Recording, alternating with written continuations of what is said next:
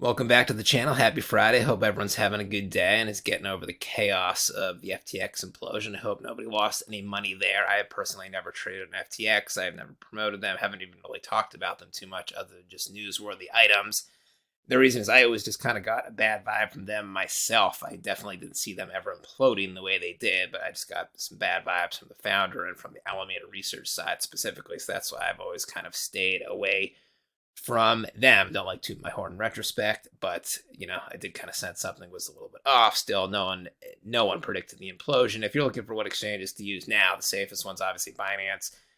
Safest one of all. CZ, his organizational level, his risk management is unparalleled. Coinbase, their stock has really gone up through this implosion. They've been around since 2012. They've weathered many bear market cycles. They've gotten heat for too many layoffs in the past, but that's all really helping them now, obviously, because they were very prudent with their cost-cutting measures. Kraken is another underrated exchange. Been around since 2011, have never really run into any problems. They stood the time better than anyone. Bitfinex, that's another one. They've been around since 2012.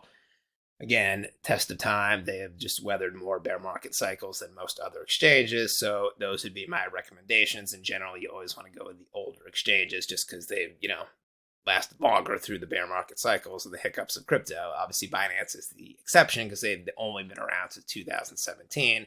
But, CZ is pretty much the top dog in crypto, and his organizational skill is unparalleled, in my opinion. So let's go into the video today. Jasmy. So this is an intriguing coin as well. I keep getting tons and tons of requests for me to do this coin here. It's a little controversial at the same time. So it was founded in 2016. Hit exchanges 9 months ago, or a year and a half ago, February of 2021, but it ran into some problems. It's actually down around 99.9% from its peak now. That's even more than FTX fell this week.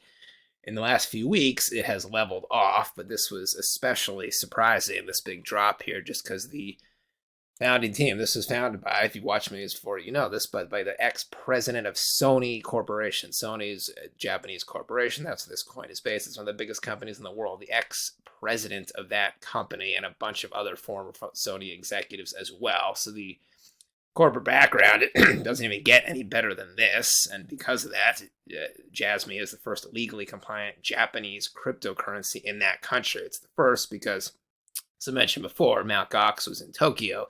That imploded in 2014, so the Japanese government understandably kind of ushered crypto out. They were sort of scarred for several years.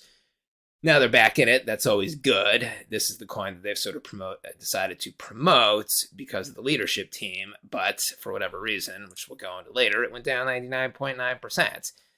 It got all the trust of the good exchanges. It's on Binance, Coinbase, KuCoin, Huobi, not on FTX. That's good. This coin is totally immune to any FTX problems. That's a benefit right there. I'll start always kind of mentioning that in my altcoin due diligence videos. But because of the management team, all the big exchanges picked this coin up in the beginning before it experienced this price rise. So there are a lot of new developments in the last week that are exciting. I'm very bullish on this coin. I'm also going to explain exactly what caused this if you haven't seen my recent videos on it. But first, a quick refresher. What is it? So they're like a data ownership platform. We've seen a lot of these in crypto. They want to be the Internet of Things. They want to provide a safe, user-oriented environment in which your personal data you own, and then you can lease out to companies who want to use your data for varying purposes, and then you get paid in Jasmy tokens for renting out your data. That is the project in a nutshell. They have a bunch of high value partnerships. This is the top soccer team in what is this here in Japan? Seigen Sosu. Their partnerships with them to develop their Seigen fan token. More on that later. They have a biomedical partnership here. They have a medical research happiness project partnership here. They have a privacy partnership here. And then there are some new partnerships, again, to in a sec. But first, let's get into what exactly caused this big price drop. So I want to go to this a little bit more because I realize a lot of the viewers, a lot of fans of Jasmy, maybe they're from Japan or they're younger retail base, are not really sure what vesting schedules are. And that is the reason for this fall. There was kind of a hiccup. There was just a mistake made with the vesting schedules. So here's what the tokenomics looks like. 48% to the ecosystem fund, 27% to the project's early investors, 20% to the community development initiatives, 5% to used as incentives like airdrops to join the platform. So this all looks normal. But so what is the vesting schedule? This is where the controversy is. So with all these coins, like let's say the team's coins, the early investors' coins, they can, with normal projects, they cannot just sell those coins the first day that a project hits an exchange. The coins are locked for a certain period of time, and they're released in small integral amounts every month or so. So to put that in perspective here, let's see, the standard lockup for a big project like this, large cap project, it's 5 years of total vesting. 1 year lockup, that means, so let's say the CEO, he gets 2% of the total token supply, 10% to the team, there's 5 to 10 executives, he gets 2%. So his 2% of the total token supply, he cannot, standard, he would not be able to sell any in the first year. That's 1 year lockup, none. And then for the next 4 years after that, so years 2 to 5, he'll be able to gradually sell a little bit every month. So it gradually, his 2% supply gradually unlocks, means it becomes available for him to sell a little bit every month over the next 4 years. So the coins are fully vested after 5 years. So that's standard right there. I've seen 3 years, I've seen 4 years, I've seen 10 years, very rarely less than 3 years, maybe with a micro cap project, but with big projects, 4 to 5 years is standard.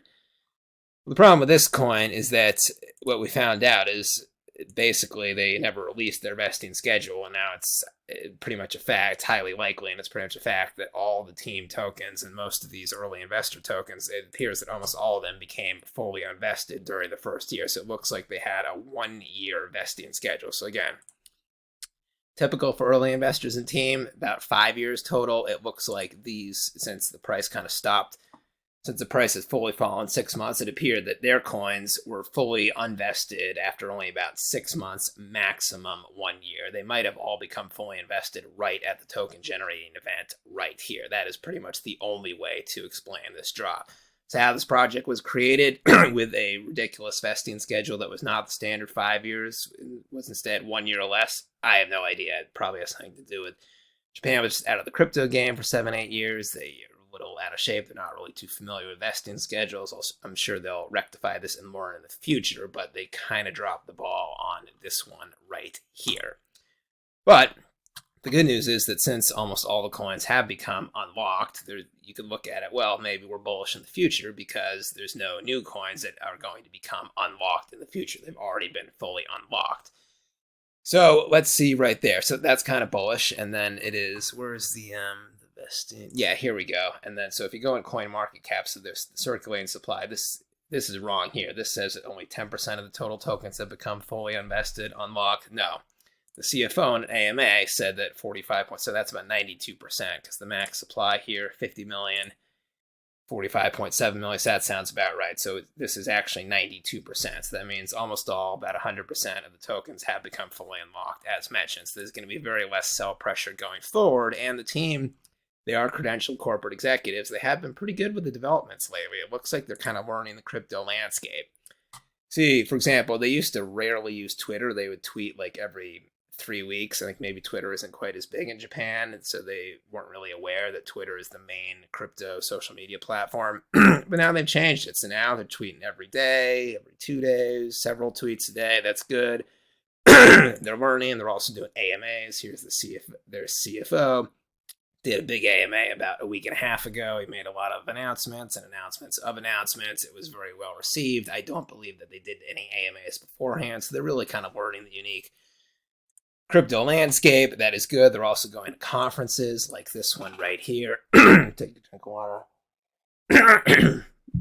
So they're also speaking at conferences. So this is their COO. He's speaking at this communication tech conference. I can't really tell if it's a virtual conference or something in somewhere in Singapore, or Asia, or Japan, Tokyo, somewhere around there. But they have executives from like SoftBank. That's maybe the biggest venture capital firm in the world. That is I believe they're a Tokyo-based venture, somewhere in Asia. I believe it's Tokyo. So a lot of big people in there speaking there. You know, obviously in crypto, you got to be speaking at conferences. It's number one. It's just as important as AMAs and Twitter use. So they're really learning the ropes here. Now, let's look at the new developments. So my last video was about 2 weeks ago. They just announced a big partnership with Avita brand PCs to sell them equipped with Jasmy Secure PC to the Asia region. So if it's a brand PCs, that is, where are they? That's this right here. It's a brand of computer that is mostly based in Hong Kong and Asia. People here haven't really heard of it too much. That's where most of their customer base are. So there's a big, big tech partnership here. That is good. They also partner with Saitama. That's a crypto coin. They're like a DeFi coin. They have a very heavy retail fan base. Retail is typically the younger individual crypto investors, not the big money institutional ones. So Jasmy has that kind of fan base as well. So I think this is a great partnership here. Saitama, Jasmy. Really makes sense. What else have they done? Then also their soccer team, so the Seigan Sotsu, that's a big Japanese soccer team. They announced a partnership with them months ago that they were going to develop the fan token. The fan token fully launched earlier this week, about a week ago. It launched. It's an app. It launched on the Google Play and App Store. I haven't really looked at what exactly features you can use it for, but I think it's going to be just a typical fan token. Maybe you can buy merchandise on it. You probably have a governance vote on strategic team initiatives, maybe vote on trades that the team should consider, free agent signing, stuff like that. That's what I've seen with sports teams fan tokens before. So that was good. And then obviously with the World Cup kicking off now in 9 days, the fact that they have a partnership with a huge soccer team in Japan, that's big. So I really think that's going to carry over to increased buzz during the 4-week-long World Cup. That's it. Hope everyone enjoyed this episode. Drop a comment down below. Hit the like and subscribe button. Let me know what you think about Jasmy. Can it go up? Obviously I'd be kind of nervous because it went down so much, but I'm pretty bullish. I like how the team's really sort of getting with it and understanding how the unique crypto landscape works. That's good. Everyone have a good weekend. Be back on Monday with a new video. Then Crypto signing out. Catch you later.